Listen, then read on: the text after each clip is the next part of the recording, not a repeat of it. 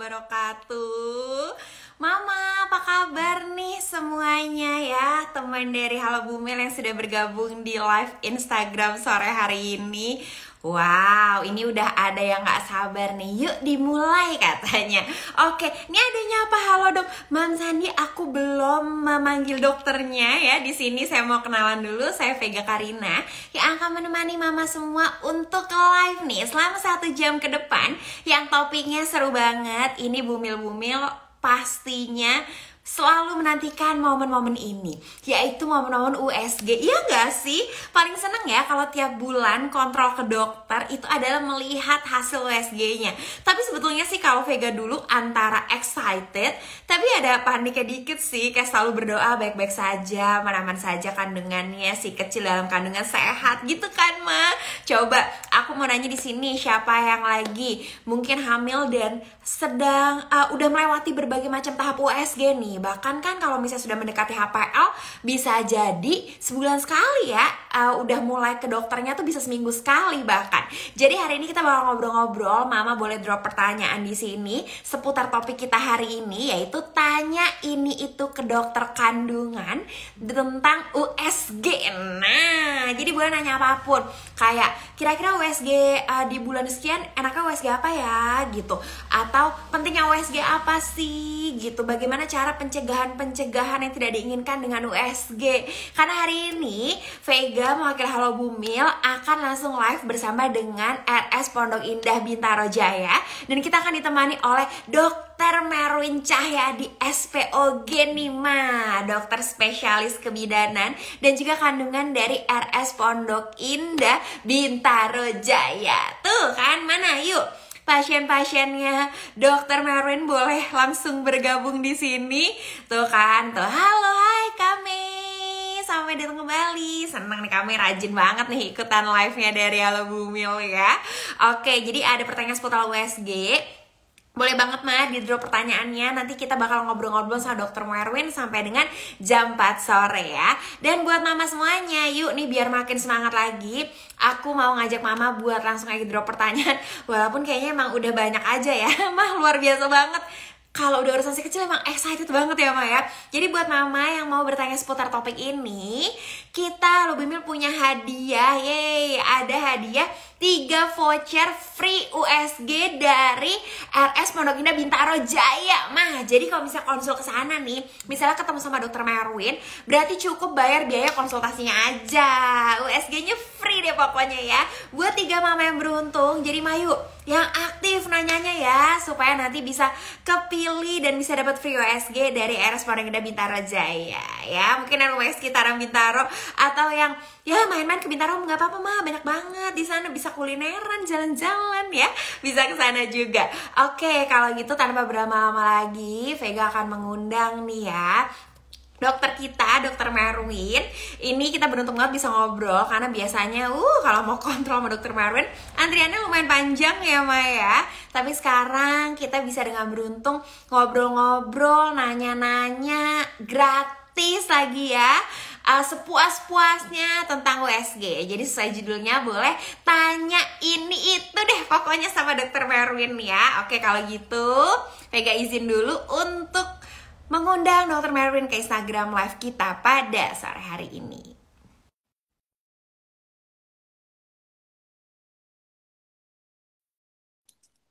Oke, itu ada yang nanya nih, jenis kelaminnya udah pasti apa bisa berubah ya kalau USG? Oke, nanti aku tanyain ya, Ma.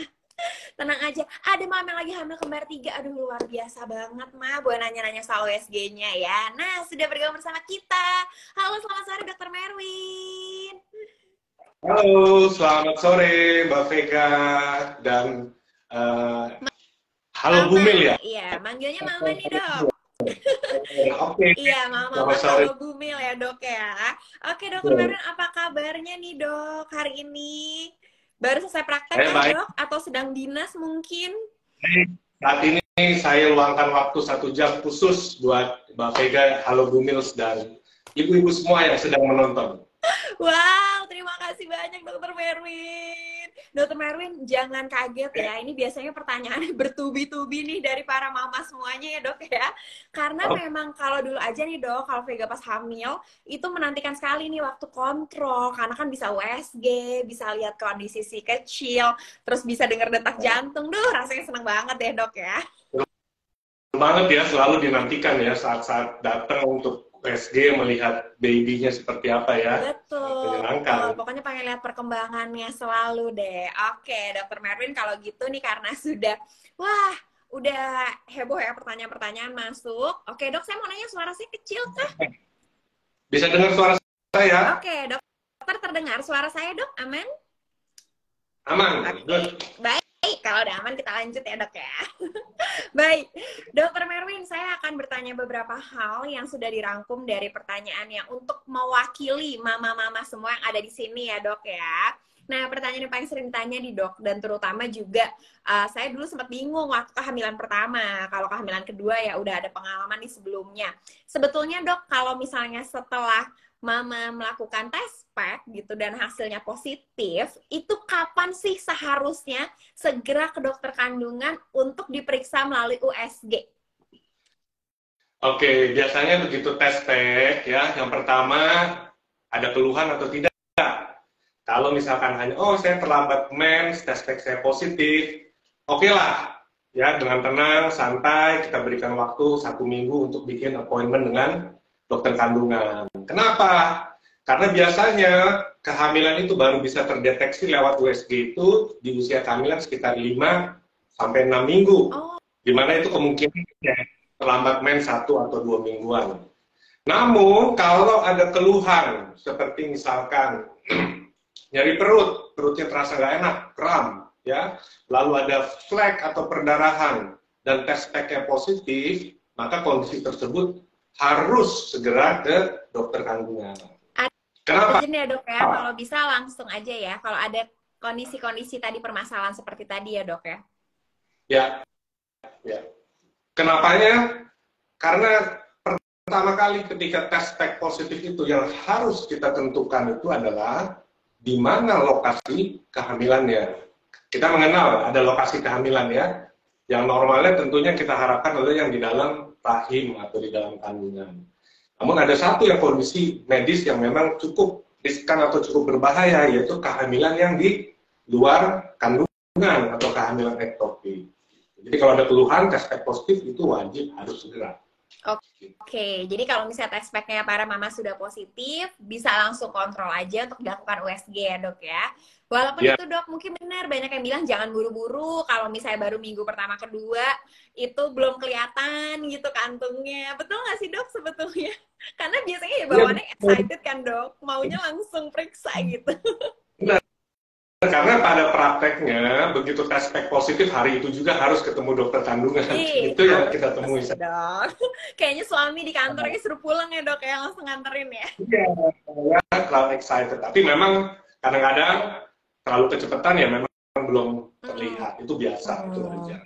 Baik, biasanya kalau terlalu cepat dok, berapa lama kemudian dokter sarankan untuk datang kembali nih untuk pemeriksaan USG?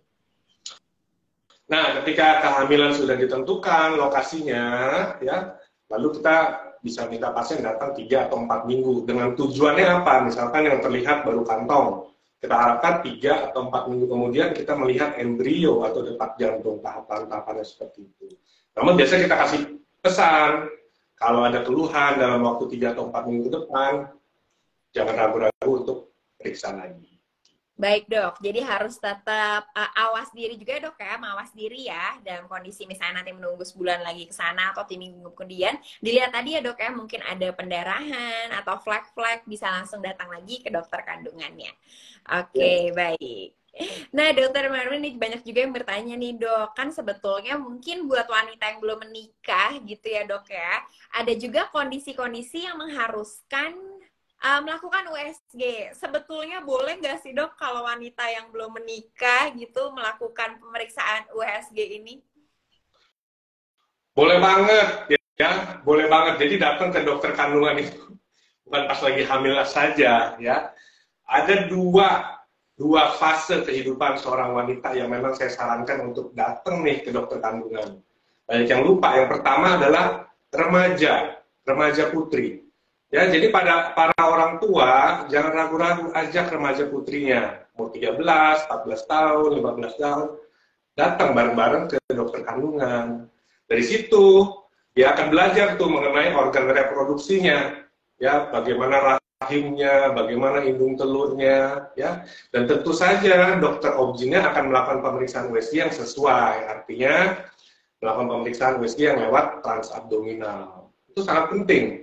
Dan yang kedua itu adalah sebelum menikah, ya, sebelum menikah itu juga disarankan tuh untuk datang, ya, usia reproduktif, ya, datang bagaimana rahim saya, bagaimana indung telur saya, bagaimana jumlah sel telur saya, bagaimana pola menstruasi saya, apa yang harus dilakukan, seperti itu ada dua hal yang sering kita lupakan. Dan tentu saja kalau ada keluhan-keluhan mengenai gangguan menstruasi, nyeri saat menstruasi, atau perut tiba-tiba terasa sakit, perut ada yang membesar, dan itu segera untuk datang ke dokter kandungan. Karena kadang-kadang, wah, kok anaknya dibawa ke dokter kandungan ya, waduh, ini jangan-jangan hamil nih.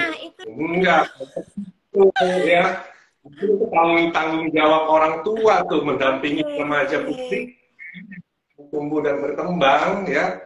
Ditemenin dulu pertama kali ke dokter kandungan, dicek, oh ini organ rahimnya seperti ini, oh ini menstruasi itu seperti ini, apa yang terjadi gitu, ya.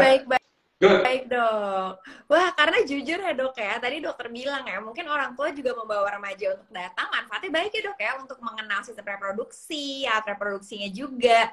Tapi ya itu dok, takutnya kan cibiran-cibiran miring kayak, wah kok ada anak kecil gitu nunggu dokter kandungan gitu kan dok. Karena saya punya pengalaman juga, ada teman saya waktu itu ada masalah dengan keputihan sebelum menikah, tapi dia maju mundur tuh dok ke dokter kandungan, karena tadi kayak, wah kalau ke dokter kandungan kelihatan temennya atau ketahuan mamanya gitu, nanti takutnya mikirnya udah aneh-aneh, padahal bukan untuk yang sudah hamil saja ya dok ya.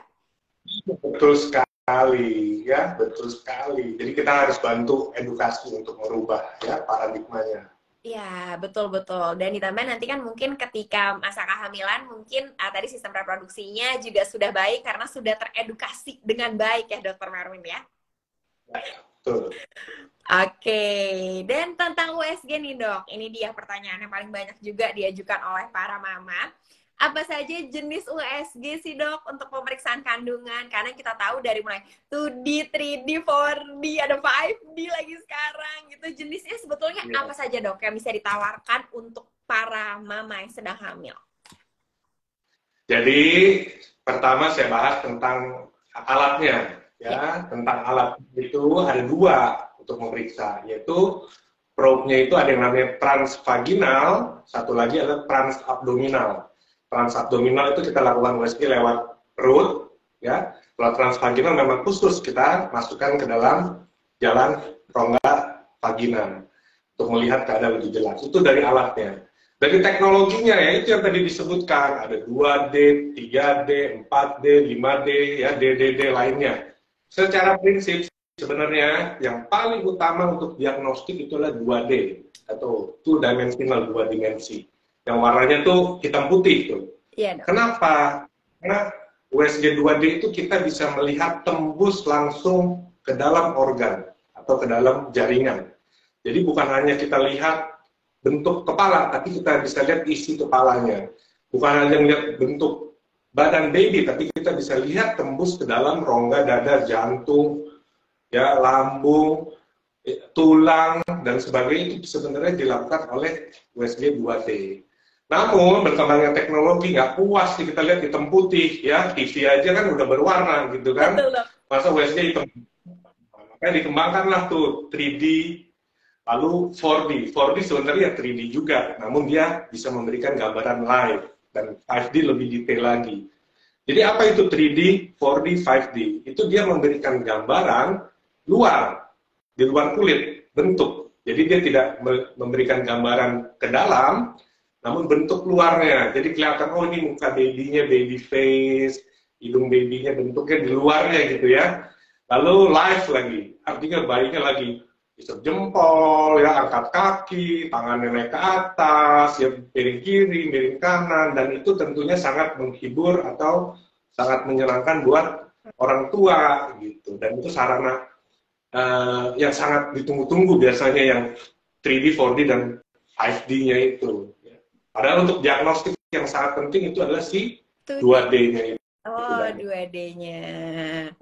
Oke, nah ini baru tahu nih dok. Jadi sebenarnya memang yang makannya selalu utama ya dok ya. Bahkan sampai nanti menjelang HPL juga ya. Yang penting yang 2D ini ya dok ya. Karena bisa melihat tadi sampai menembus ke dalam organnya. Biasanya kalau yang 3D, 4D, 5D itu yang ini nggak sih dok? Pengen lihat ya tadi ya. Mukanya mirip siapa. Tadi sampai ada geraknya juga gitu ya dok ya. Bahkan kayak jenis kelamin itu dari 2D juga bisa terlihat ya dok ya? Oh iya, jelas. Okay. Ya, dari 2D itu sangat jelas. Tapi jelas oleh dokternya. Ya, kadang-kadang kita gambarin 3D, 4D untuk memberikan orang tuanya tuh jadi, oh iya bentuknya seperti ini. Kalau dokternya baru tahu, oh ini. Ya. Puan. 2D cukup. Iya, cukup ya dok, kayak 2D hitam putih aja kalau dokter ya tahu ya. Cuman kadang kan kalau orang tua ingin pembuktian kayak mana dok gitu kan. Itu bisa dengan 3D sampai 5D tadi. Oke, baik. Lalu dok, tadi dengan bentuk-bentuk USG yang banyak sekali jenisnya, kalau transvaginal berarti biasanya yang pertama kali dilakukan nggak sih dok waktu ketahuan sudah positif ya dok ya? Betul, USG transvaginal itu memiliki keunggulan. Keunggulannya apa? Karena alatnya itu langsung dekat, direct, berada di depan mulut rahim. Sehingga bisa melihat rahim sejelas-jelasnya, sedetail-detailnya. Bahkan sampai kantong kecil ukuran 5 mm saja biasanya sudah bisa terdetek. Dan ini dilakukan di awal trimester 1. Kehamilan 5 minggu, 6 minggu, 7 minggu. Untuk mengetahui yang saya bilang tadi, lokasi kehamilannya. Dan detak jantung awal yang mungkin. Tentunya juga ada kasus-kasus non hamil, misalkan kelainan-kelainan kista atau tumor atau miom dan sebagainya, itu memang sangat detail dan sangat jelas dilakukan lewat USG transvaginal. Oke, jadi bukan cuma hanya untuk mengecek kehamilan awal, tapi juga mengecek tadi penyakit-penyakit tersebut bisa ya dok ya? Melihat ada kista, miom, dan lain-lain. Oke, nah tadi dok, dengan banyaknya jenis USG tadi, sebetulnya berapa kali ya dokter Merwin umumnya ibu hamil nih dari sejak diketahui positif, sampai nanti mungkin mendekati HPL ya dok ya, dan juga untuk menyambut kelahiran si kecil, biasanya umumnya seberapa sering sih dok untuk melakukan pemeriksaan USG ini? Apakah sesuai dengan jadwal kontrolnya ke dokter juga? Atau mungkin nanti menjelang kehamilan ada tambahan-tambahan USG yang lain, Dokter Merwin? Secara umum, garis besar, saran dari pemerintah, ya, jadi berlaku untuk seluruh Indonesia, ya, itu sebenarnya hanya 4 kali, minimal 4 kali. Tapi itu tentunya untuk seluruh Indonesia, di mana kita tahu sendiri ya, daerah terpencil, daerah di luar pulau, dan sebagainya. 4 kali, yaitu 1 kali di trimester 1, 1 kali di trimester kedua, dan 2 kali di trimester ketiga. Itu minimal. Maksimal ya tentunya pada setiap kunjungan, setiap ANC 1 bulan sekali, biasanya kita akan tetap melakukan USG. Bahkan pada usia kehamilan 37 ke atas, menunggu saatnya persalinan, mungkin kita akan minta datang seminggu sekali. Dan kadang-kadang ya kombinasi kita juga lakukan USG juga. Jadi USG itu adalah jendela kita, jendela untuk melihat, alat untuk melihat dunia yang ada di dalam rahim, melihat keadaan baby. Oke, jadi memang penting selalu dilakukan ketika melakukan kunjungan ke dokter kandungan ya, Dokter Merwin ya. Tapi Ya. Tadi sebenarnya kalau secara standarnya itu minimal 4 kali, 1 kali di trimester 1, 1 kali trimester 2, dan 2 kali di trimester 3 ya dok ya. Minimal ya, minimal kan di daerah. Iya. Ya, tapi baik lagi dok, tadi nggak sabar dok para mama, pokoknya tiap bulan harus ketemu sama Dokter Merwin, harus USG ya dok ya. Tapi mungkin kalau di rutin, iya dok, bisa mengurangi tadi sih dok, mungkin banyak sekarang kan bahasanya overthinking gitu dok, kayak kalau udah mulai gerak-gerak, kok jarang ya geraknya gitu kan. Iya, tapi minimal tadi 4 kali aman ya dok ya? Aman, ya jadi USG ini adalah alat diagnostik yang sangat aman untuk kehamilan. Jadi tidak invasif, non-invasif, dan juga tidak radiatif, tidak mengandung radiasi. Jadi sebenarnya memang USG aman, ya, sesuai keperluannya aja. Oke, Nanti bisa mengikuti saran dari dokter kandungannya ya, Mah ya. Nah, berarti kalau tadi bisa kita simpulkan, ternyata memang penting sekali ya dok ya, peran dari USG ini manfaatnya.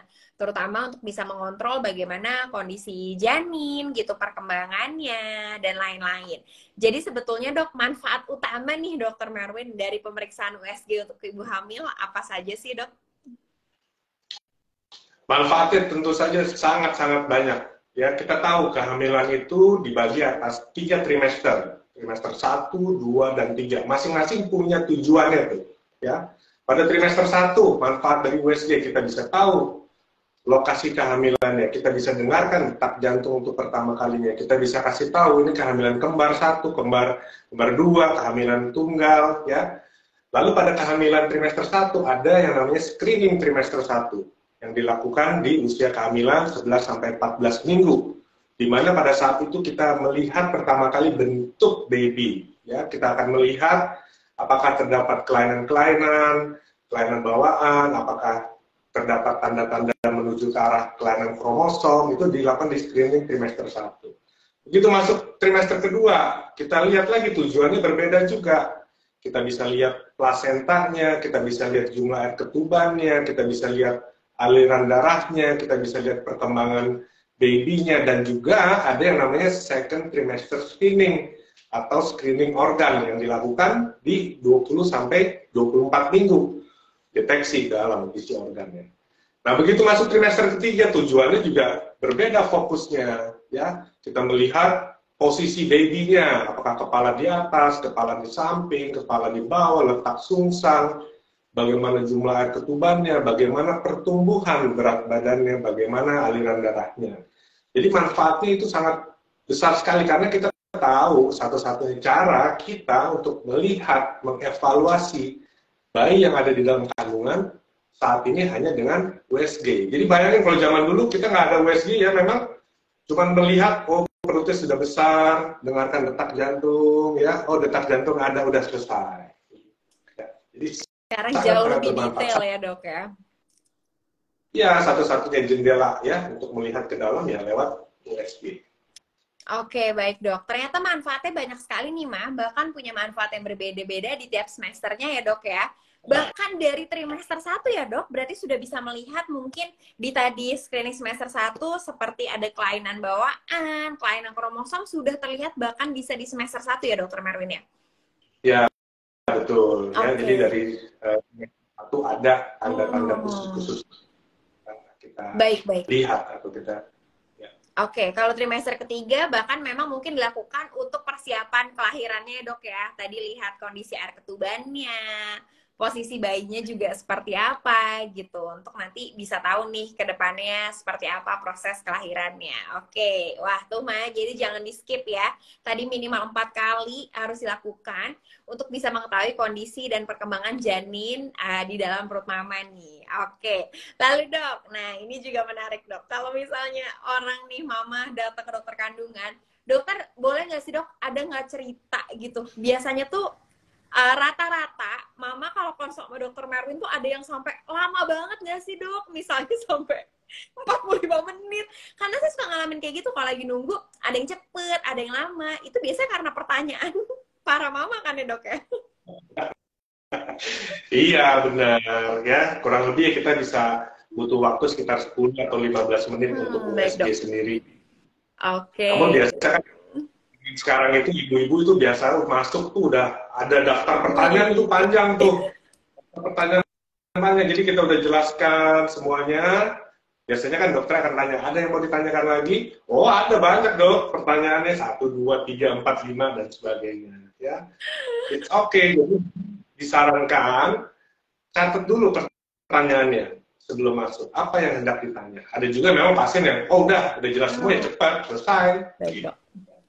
Oke, tapi pasti lebih banyak yang ini kan dok, namanya juga ibu-ibu dok, kalau nanya kan panjang gitu dan lama ya. Iya, jelas ya, mulai dari olahraga, mulai dari makanan, mulai dari kegiatan. Betul. Oke.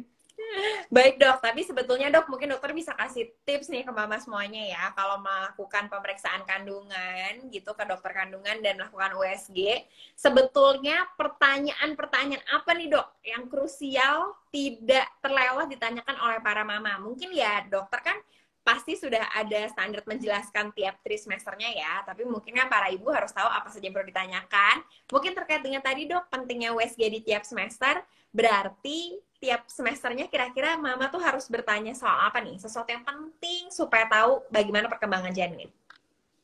Pertama, biasanya pertanyaan pertama yang selalu ditanyakan adalah kesimpulannya. Bagaimana keadaan kehamilan saya, dok? Itu pasti nomor satu, ya. Terus yang kedua, pertanyaannya kapan saya harus kontrol berikutnya? Itu juga ditanyakan. Yang ketiga, apa yang koreksi-koreksi atau apa yang harus saya lakukan, dok, untuk kehamilan yang sekarang ini? Lalu yang lain-lain tergantung case by case, misalkan ada kasus-kasus spesial dan sebagainya, tentu lebih membahas tentang kasusnya. Dan terakhir, misalkan ada suatu kasus atau suatu penyakit, biasakan untuk menanyakan diagnosanya apa, dok. Gitu. Ya, jadi diagnosa bukan cuma sekedar bahasa awam, tapi biasakan juga bertanya diagnosanya apa secara medis. Kan sekarang kan zaman sudah maju ya, sudah sangat terbuka. Jadi bisa tahu tuh diagnosa seperti apa, kurang lebih bisa dibaca-baca diagnosanya apa.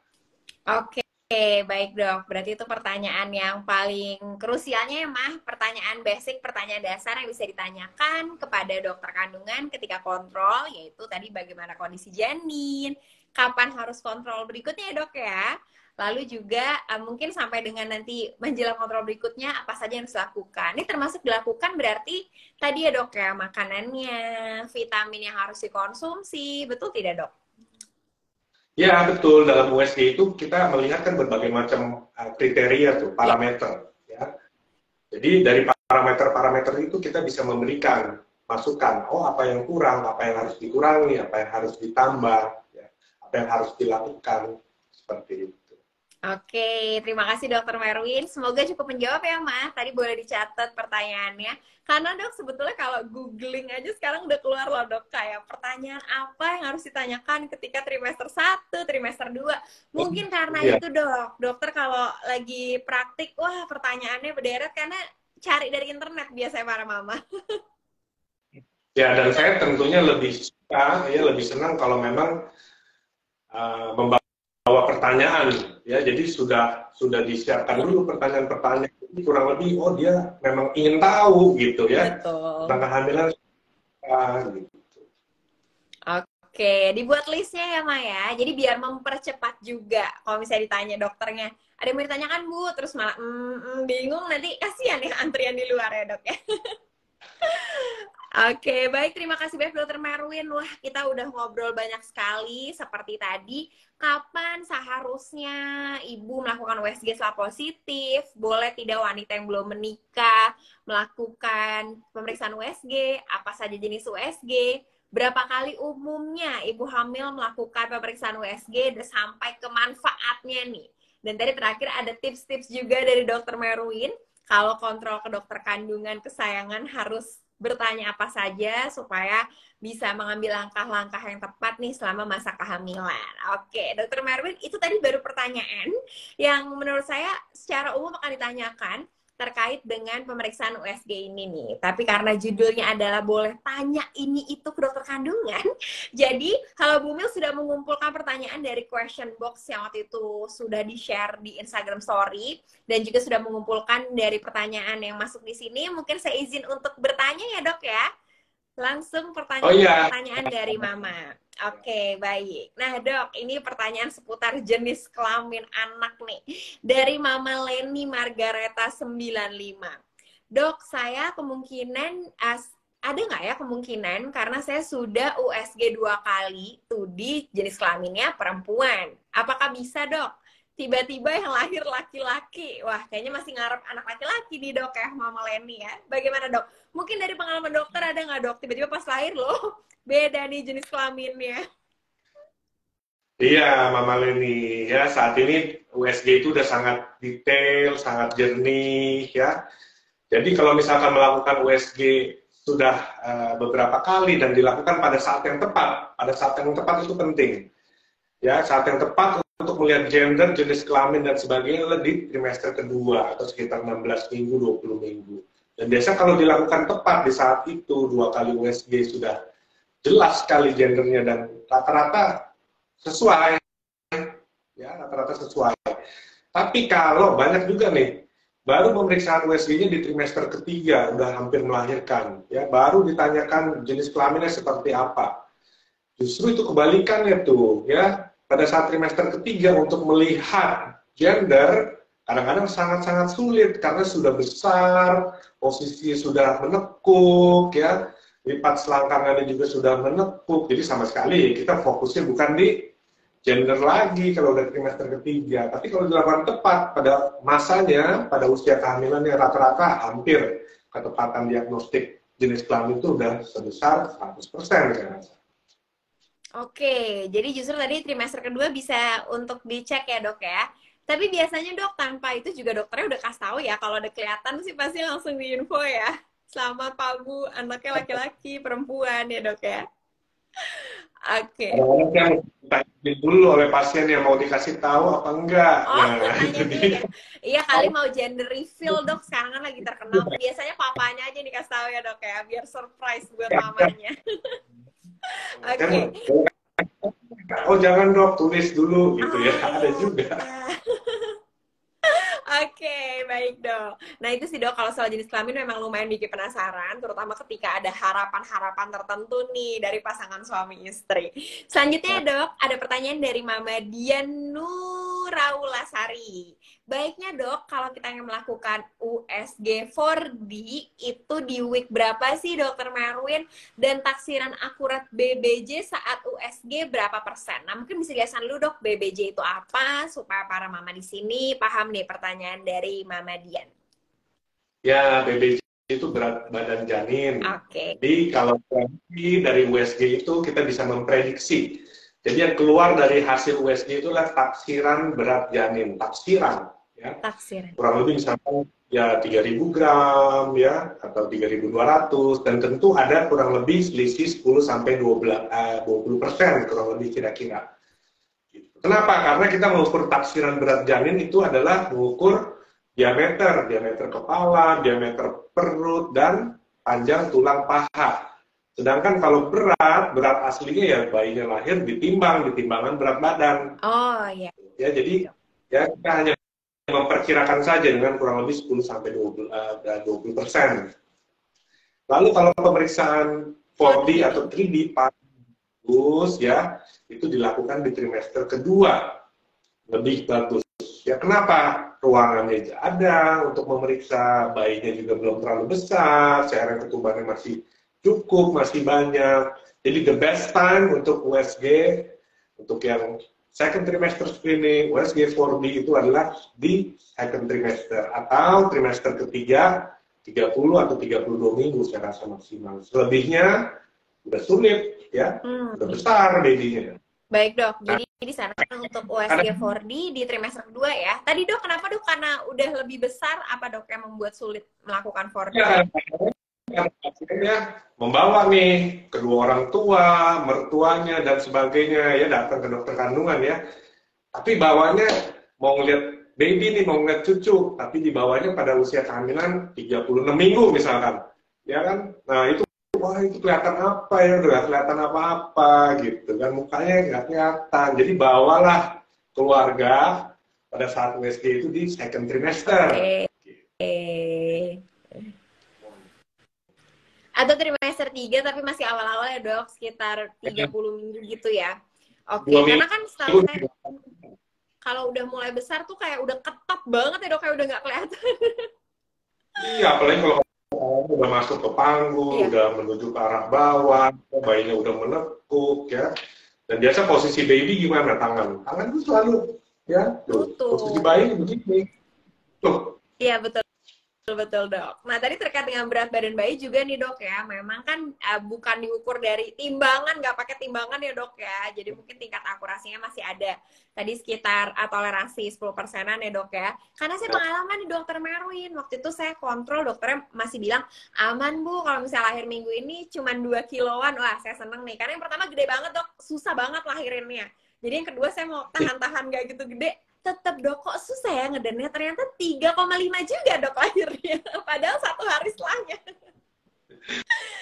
Bawaan mungkin malamnya makan banyak ya dok ya. Oke baik, terima kasih dokter Mary untuk penjelasannya. Ini ada pertanyaan lagi dok dari Mama Uci Ucrut, katanya dok kenapa ya hasil perhitungan usia kehamilan HPHT kok bisa berbeda dengan hasil HPL yang dari USG dok? Oh iya. Itu juga penting sekali nih, banyak yang bingung. Iya ya. betul. Dulu USG kita menghitung usia kehamilan memang dari kapan mens terakhirnya, ya ada hitungannya tuh. Ya. Tapi itu tidak berlaku juga, terutama misalkan pada yang mensnya tidak teratur atau lupa menstruasinya. Terakhir ya. Ya sehingga setelah kita sudah melakukan USG, kesepakatannya adalah kita menentukan usia kehamilan dan menentukan due date atau taksiran lahir atau taksiran partus ya, itu kita tetapkan di trimester 1. Ketika kita mengukur panjang dari embrio tersebut, itu adalah saat yang paling tepat. Jadi di trimester 1, dokter Objin akan menentukan, Bu, usia kehamilan ibu saat ini, taksiran lahirnya tanggal segini. Loh, kok beda dok dengan HPL-nya? Ya, nah yang mana tuh yang dipilih, sesuai HPL-nya atau sesuai USG? Pada saat ini kita memilih sesuai USG-nya di trimester 1. Jadi yang HPL udah boleh dilupain. Yang diingat adalah taksiran partusnya atau due date-nya berdasarkan USG di trimester 1 tersebut. Jadi nggak bingung sampai nanti. Iya sih dok, berarti sekarang udah lihat dari hasil USG-nya aja ya dok, lebih akurat dibanding tadi dari hari terakhir haid ya berarti dok ya? Iya. Oke, seperti itu ya Maya. Lalu selanjutnya dok, ada pertanyaan dari Mama Rabiatul Al-Adawiyah. Nah ini terkait dengan lilitan tali pusat nih dok. Dok, apakah lilitan tali pusat itu tidak bisa terlihat di USG 2D atau bisa dok jangan pakai USG 2D nih? Ya. Ini juga pertanyaan dari Bu Mils nih, ya sangat khawatir ini ya. Tentang lilitan tali pusat. Ya. Padahal ya bayi di dalam kandungan tersebut kan ada tali pusat ya, tali pusat kan panjang. Ya. Nah, bayi itu akan bergerak ke kanan, ke kiri, jungkir balik dan sebagainya. Jadi lilitan tali pusat itu sangat mungkin terjadi dan itu adalah hal yang fisiologis atau hal yang normal karena bayi bergerak dan ada tali pusat. Ya. Nah, yang perlu dilakukan itu adalah kita mengevaluasi aliran darah di tali pusat tersebut. Itu yang paling penting. Jadi ada lilitan pun kalau aliran darahnya bagus dan sebagainya, tidak ada masalah sama sekali. Dan memang ada kasus-kasus tertentu yang memang sangat jarang, itu adalah bukan lilitan, tapi simpul tali pusat. Ya. Angka kejadiannya memang sangat jarang, sangat kecil. Namun memang itu bisa terjadi dan sulit kadang-kadang terdeteksi ya lilitan tali pusat yang membuat simpul tersebut. Apalagi kalau jarak waktunya misalkan 1 bulan dan sebagainya. Itu memang suatu kondisi yang sangat-sangat jarang. Bisa dilihat ya oleh USG 2D, bisa dilihat. Dan kita ada yang namanya Doppler.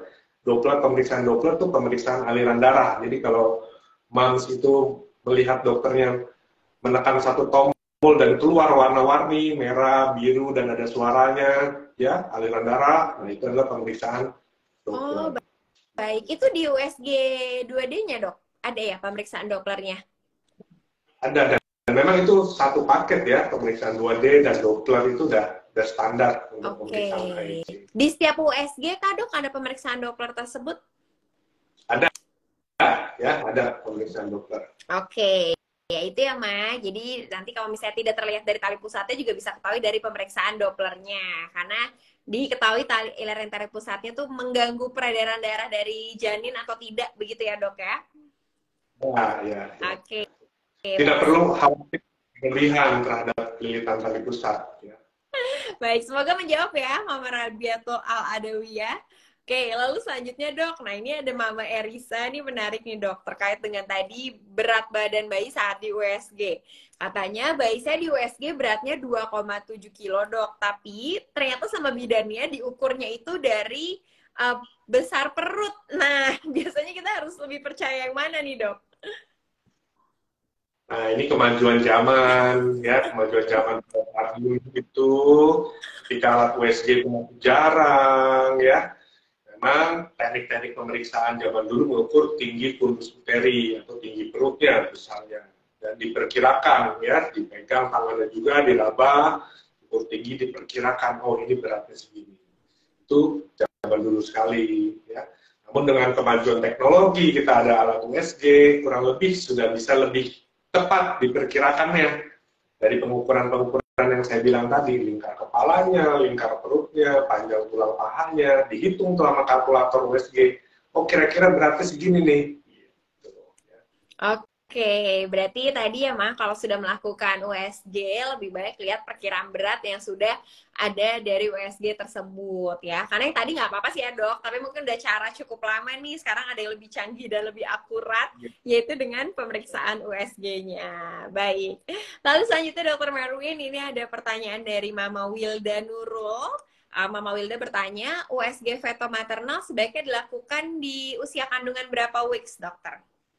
Nah, oke, tentang USG fetomaternal. Jadi USG fetomaternal itu bukan merupakan sebuah alat atau sebuah teknologi, bukan. Tapi USG fetomaternal itu lebih kepada operator atau dokter yang melakukannya. Di mana yang melakukan USG tersebut adalah seorang dokter obgyn, subspesialis fetomaternal. Jadi obgyn itu ada obgyn umum, ada obgyn-obgyn yang subspesialis, ada kanker ya, onkologi, ada fertility untuk kesuburan, dan feto maternal itu salah satu subspesialis dari obgyn. Dan kapan baiknya dilakukan ini? Pada saat screening trimester 1 dan screening trimester 2 yang tadi saya sebutkan. Trimester 1 11 sampai 14 minggu, trimester kedua 20 sampai 24 minggu. Jadi orangnya atau operator dari USG tersebut adalah seorang konsultan feto maternal. Kalau alatnya tetap pakai alat USG kan dok, sama ya alatnya ya? Sama, iya, ya alatnya sama, konsultannya berbeda, yaitu konsultan feto maternal. Dan kapan kita lakukan USG feto maternal? Misalkan dokter obgynnya ibu mencurigai nih ada suatu masalah atau ada suatu kecurigaan, ada suatu kecurigaan kecacatan, kita konfirmasi deh, coba kita second opinion ya ke rekan kita yang memang mendalami USG lebih dalam lagi, seorang konsultan feto maternal. Oke, baik Dokter Merwin. Wah, ini penjelasan yang sangat komprehensif sekali. Berarti bisa dilanjutkan nih dok. Ada pertanyaan juga dari Mama Amalia Rizky .91. Berarti dok, kalau misalnya dari USG 2D-nya ternyata baik-baik saja, kondisinya aman, seberapa urgent kah dilakukan USG oleh konsultan feto maternal tersebut dok? Nah, seorang dokter obgyn biasanya dia akan memberikan arahan.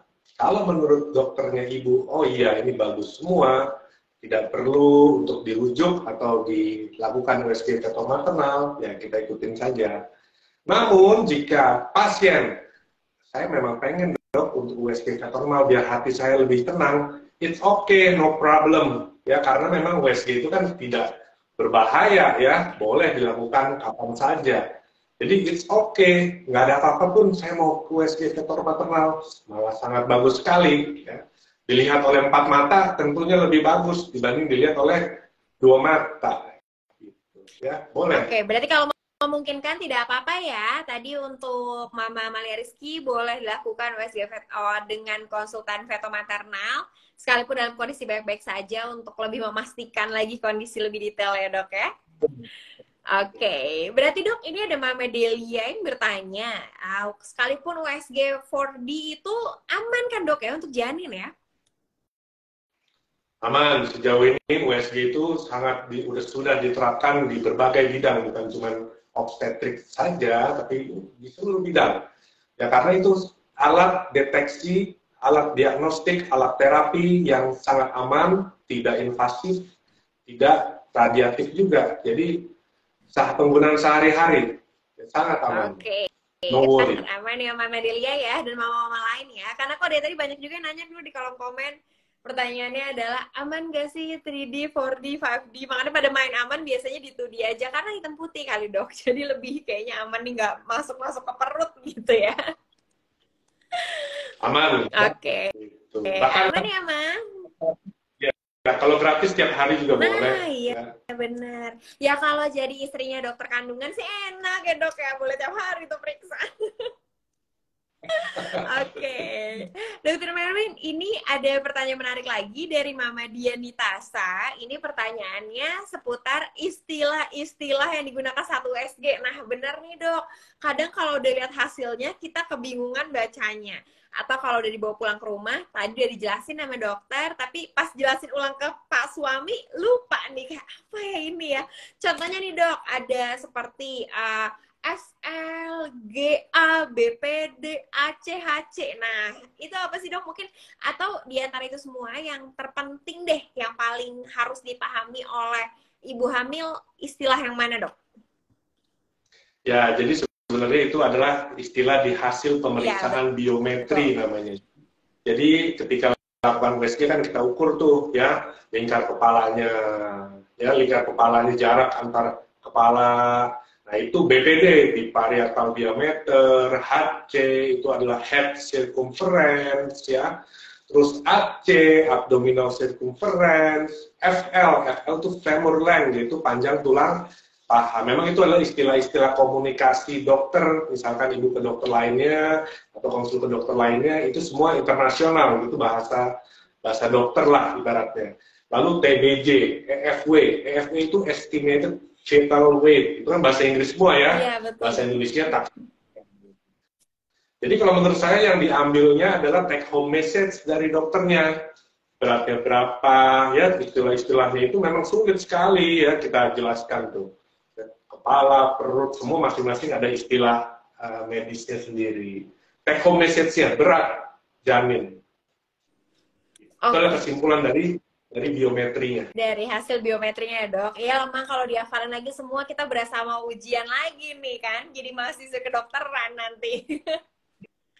Iya, ada pasti ngomongnya. BPD apa? Saya jelasin BPD, biparietal diameter gitu. Jadi kayak mau sekolah kedokteran juga jadi ya. Iya, betul. FL gitu. Ya, semua istilahnya itu di suratnya itu. Beratnya teman tadi ya dok ya, berat badannya berapa, masih normal nggak untuk usia kandungan tersebut, itu intinya ya dok ya, yang harus mama pahami. Oke, baik. Selanjutnya dokter Merwin, ini ada pertanyaan lagi dari Mama R. Karisma P. Dok, kalau misalnya terdeteksi leher lebih tebal saat USG, selanjutnya harus pemeriksaan apa ya dok? Apakah sudah langsung bisa dinyatakan ada kelainan Down syndrome? Ya, itu adalah yang dilakukan di pemeriksaan trimester 1 tuh, ya, screening first trimester namanya di 11 sampai 14 minggu. Ada salah satu soft marker atau penanda baby Down syndrome, kecurigaan, yaitu salah satunya adalah NT atau nuchal translucency atau cairan di belakang tengkuk yang memang lebih besar atau lebih tebal. Jika ditemukan ada kelainan kecurigaan seperti dalam gambaran USG, ya, bisa juga dilakukan pemeriksaan lanjutan. Pemeriksaan lanjutannya seperti misalkan zaman sekarang itu ada yang namanya NIPT atau non-invasive prenatal test. Ya, prenatal test itu dilakukan pemeriksaan darah. Pemeriksaan darah dari maminya, dari ibunya untuk mengetahui kira-kira kromosom baby-nya seperti apa. Jadi ada dilanjutkan dengan pemeriksaan selanjutnya. Oke, berarti bisa langsung pemeriksaan NIPT ya dok ya. Tadi untuk, berarti tes darah ya dok ya, tes darah mamanya ya? Ya, diambil darah ibunya untuk mengetahui kromosom janinnya seperti apa. Oke, baik. Jadi bisa dilakukan untuk tadi tes NIPT-nya ya, Mas. Tapi semoga kondisinya semua baik-baik saja. Baik, Dokter Merwin mungkin pertanyaan terakhir nih dok ya dari para mama, yaitu dari Mama Suci Santi 20. Dok, USG terakhir mendekati HPL baiknya di week berapa nih Dokter Merwin? Baiknya di menjelang HPL adalah di week 37 atau 38 minggu. Dan dilakukan lagi kalau sampai 40 minggu belum lahir-lahir. Ya. Jadi ada Baik. dua, ya, oke, 8 minggu kondisi babynya seperti apa, ya. Namun kalau 40 minggu lebih belum lahir-lahir, harap datang untuk dilakukan pemeriksaan ulang. Oke. Itu ya Mama Suci ya, dok. Berarti tadi yang harus untuk melihat kondisi persiapan kelahiran di 37 sampai 38 week.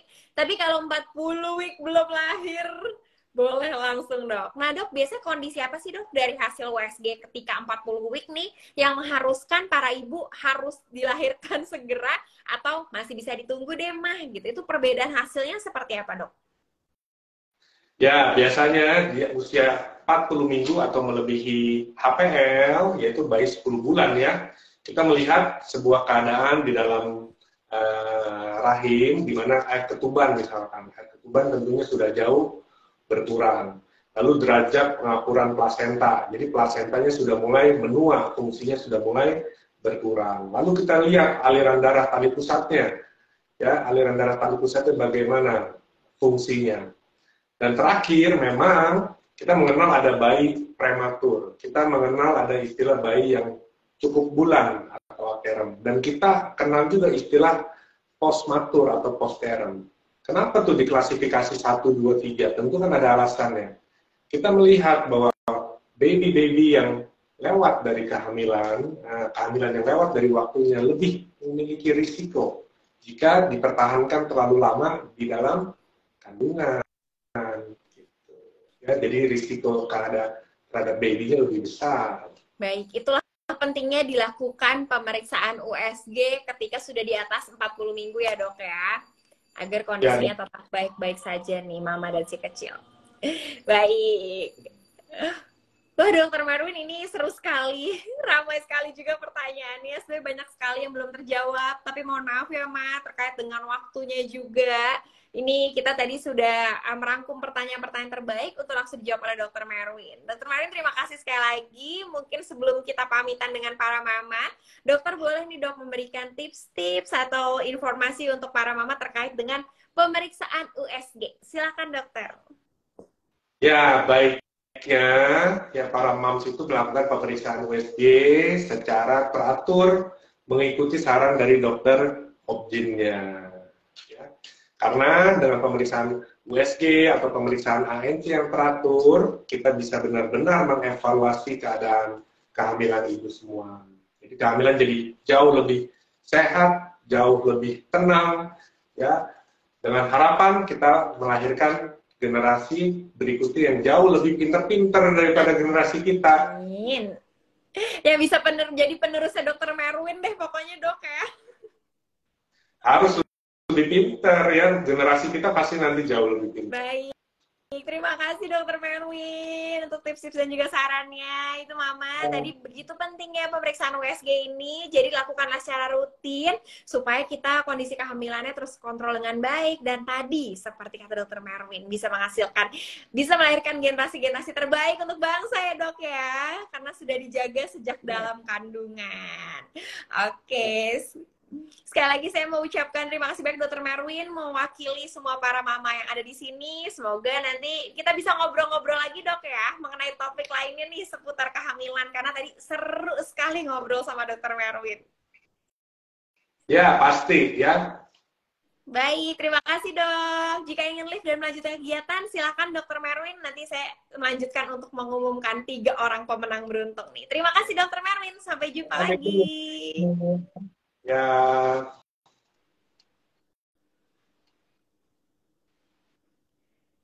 Baik para mama, itu tadi bincang-bincang seru kita ya seputar tanya ini itu ke dokter kandungan tentang USG. Gimana? Seru kan?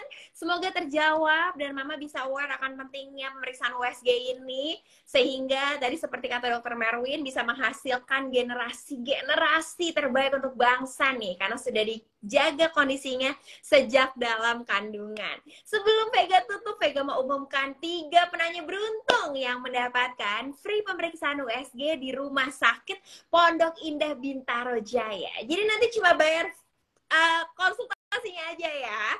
Tapi nanti untuk USG-nya udah di-free-kan deh ya. Oke, nih Vega mau umumkan pemenangnya. Yang pertama, selamat untuk Mama Rabiatul.al.adawiyah. Yeay, selamat Mama. Yang kedua, selamat untuk Mama Amalia Rizky .91. Lalu selanjutnya, yang terakhir nih, dedeng. Selamat untuk Mama Suci Santi 20. Yeay. Untuk nama-nama yang tadi telah disebutkan, boleh langsung DM Instagram Halo Bumil ya, dan kirimkan data pengirimannya. Buat yang belum beruntung, jangan sedih, karena masih banyak Instagram berikutnya. Nih, udah banyak banget ya yang ngomong di sini, katanya, ayo dong lagi dong, kapan lagi jadwalnya? Tenang, rutin deh Instagram Live dari Halo Bumil untuk menjawab pertanyaan-pertanyaan, kegundahan hati, dan rasa penasaran dari para mama semuanya ya. Jangan lupa tadi untuk mengirimkan data diri dan data pengiriman untuk mendapatkan voucher pemeriksaan gratis USG, langsung ke DM Instagram Halo Bumil. Semoga bermanfaat ya Ma Instagram hari ini, dan buat yang belum download aplikasi Halo Bumil, langsung aja download karena bisa menjadi teman nih buat para mama dan si kecil yang menyenangkan dan penuh dengan informasi-informasi yang pastinya berguna buat para mama semuanya. Sekali lagi, Vega ucapkan terima kasih untuk sudah join.